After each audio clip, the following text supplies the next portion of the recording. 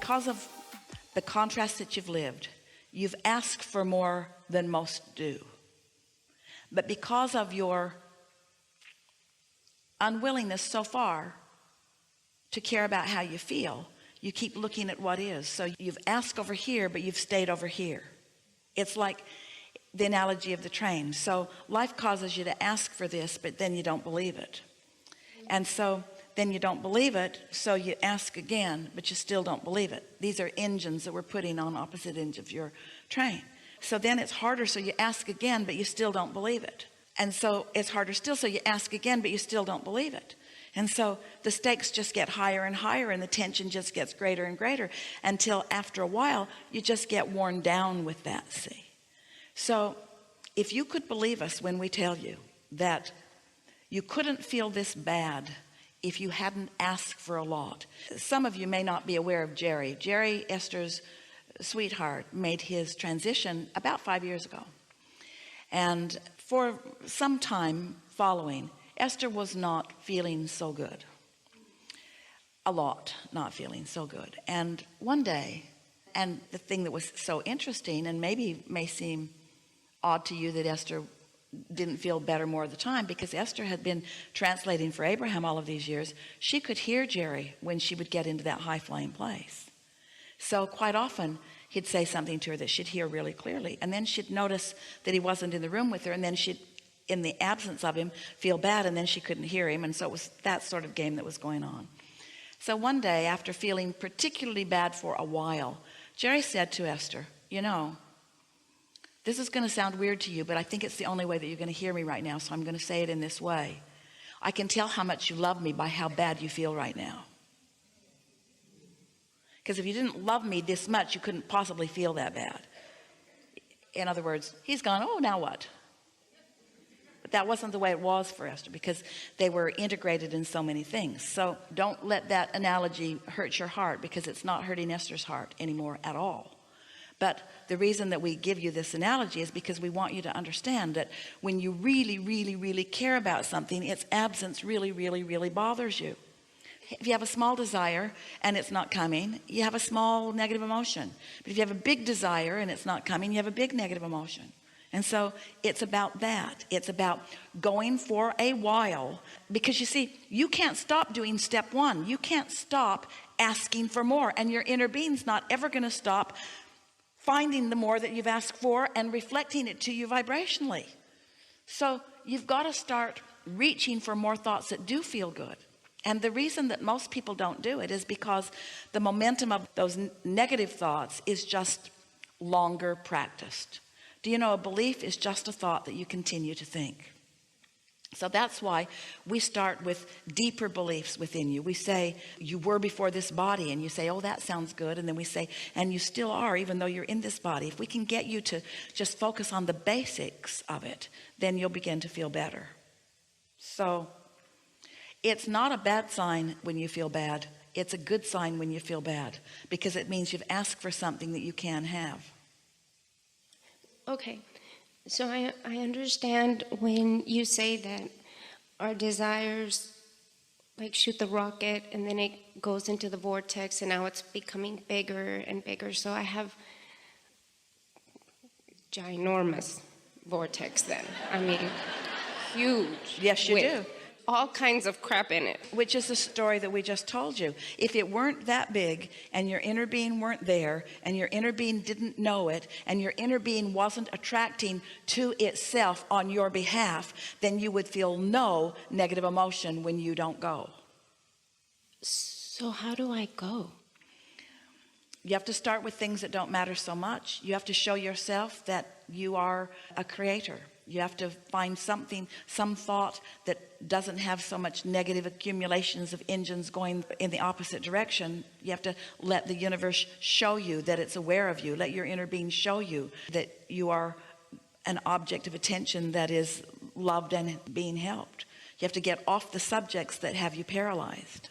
You have to find some way to break the log jam. Find some way to get the momentum going. I mean, I drink wobble juice. And I do try to, like, I guess, cope, but it doesn't work. So when you say it doesn't work, which end of the track did you plunk an engine down on? Plunk. When you say, I try to cope, which end of the train did you plunk an engine down on? So when you say, I want it to get better, plunk. I don't think it will, plunk. But wouldn't it be nice if it did, plunk? I would like that a lot, plunk, plunk, plunk. Probably won't, plunk. But maybe, plunk, plunk, plunk. I think I won't think about it anymore now, plunk, plunk, plunk. I think I'll take a walk, plunk, plunk, plunk. So when you go to sleep at night, all the momentum stops. That momentum stops. This momentum doesn't.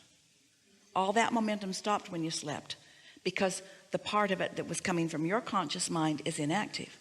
The part of it that your inner being is tending to still is going. Nice to know about that big vortex, isn't it? When you wake up in the morning, if you pick up an old familiar thought, plunk, then you don't allow yourself to get any of this feeling. It wouldn't take much. It would only take a day or two of when you wake up saying, wait a minute, the momentum stopped while I slept, and now I'm just going to do my best to not think about things, not get too serious about anything. It would not take long. All right, so we have some questions for all of you, especially you, but for all of you. Especially you, but for all of you. Do you understand the concept of momentum? Do you ever feel paralyzed in your own life?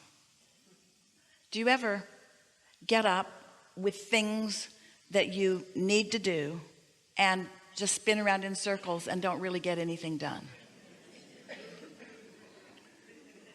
And while it's happening, do you talk to yourself sternly? I should be getting something done. Does it help? Does it inspire you? So the question that you ask, such a good question, is how do I break the log jam?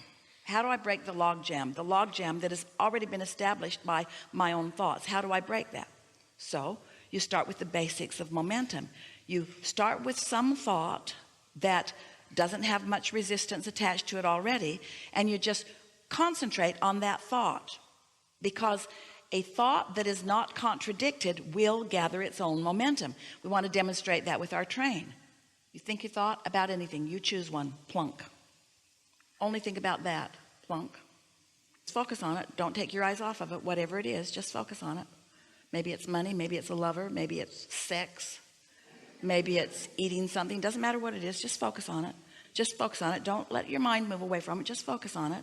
Just focus on it. And once you cross approximately the 1 minute mark, that train will start moving. It will. But you usually don't let it get 16 seconds. You usually think about it, plunk. So you don't get any momentum going. And so, do you know, we love you so much, you have a contradictory thought to every thought you think, just about. Watch yourself and notice how often you are contradicting your own thought and stopping your own momentum. So the other day, Esther was in one of those moods. And she said to herself, there are so many things that I need to be doing right now, and I don't feel like doing any of them. Our goal wasn't to get her to feel like doing those things she didn't want to do. We didn't think she should do those things she didn't want to do. Do you know that's what's got most of you paralyzed? You think that you're supposed to want to do things you don't want to do.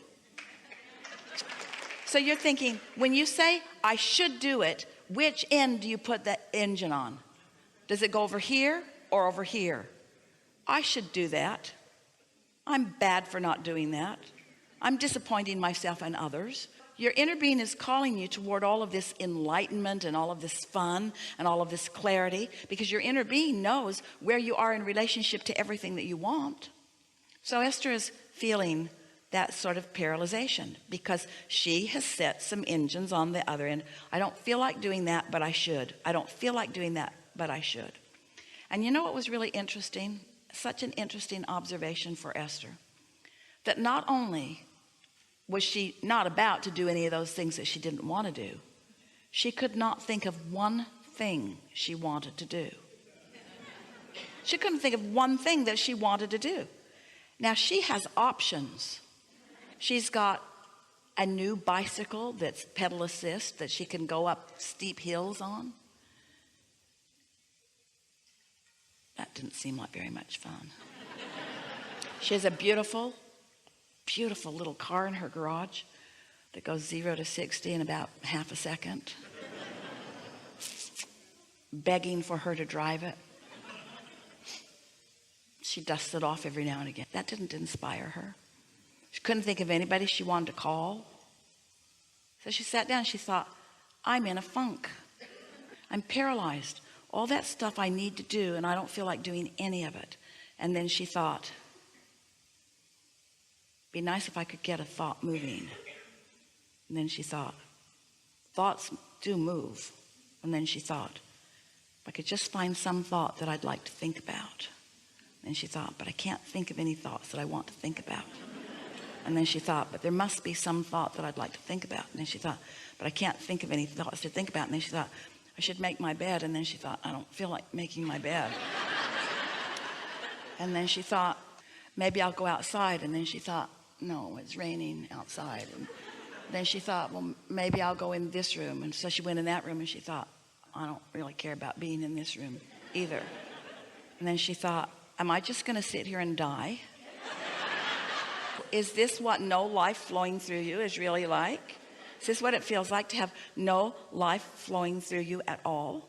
There must be something that I might be interested in. There surely has to be something that I could be interested in. There has to be something in this beautiful world that would catch my interest. I just know there's something in this world that I could be interested about. And then the word Pinterest came into her mind. Pinterest and interest. Now, Tracy's been after her to look at Pinterest. Tracy sends her things from Pinterest all the time. Esther, she didn't ever want to look at Pinterest because she did not want to be distracted from the things she needed to do. Esther's been saying for a very long time, I have so much to do, I don't need any of these frivolous hobbies. In fact, every time Tracy's on Pinterest, Esther thinks she should be doing something more productive. So Esther had herself in a real box because there was nothing that she wanted to do that she thought she should only do things that she should do, and she didn't want to do anything that she should do. Pinterest is in her mind, and she thought, so she downloaded the app. It was far simpler than she thought it was going to be. And then she made up a username and a password. And then it showed her some things. And then there was a search bar, and she thought, I wonder what I could look at. And then it showed her some options. And then she clicked on a recipe. Ooh, that really looked good. And then she pinned it. And then she labeled it. And then it showed her a whole bunch more of those same things. It's like law of attraction in Pinterest.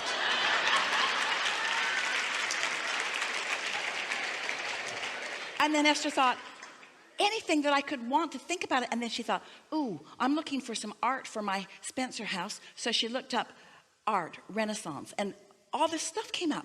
And all of these artists, and she started clicking. 3 hours later, Esther had pinned not fewer than 1,000 things. And labeled each one of them in neat little categories. Her juices were flowing. And then she just got the best idea. She's looking through all of these classical pictures, not realizing that she really didn't even know who many of these artists were. And she focused upon the artist of Monet and saw this still picture of these flowers. And Esther thought, I'm going to take this picture down to my company that makes flower arrangements for me, and I'm going to have them make me that flower arrangement, that one right there.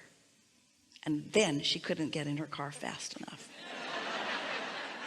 And 0 to 60 in 1 second. In other words, all it takes is a little priming of the pump. All it takes is, first of all, knowing that momentum will carry you and giving yourself a chance to do it. Just making the decision. You don't want to be in a funk.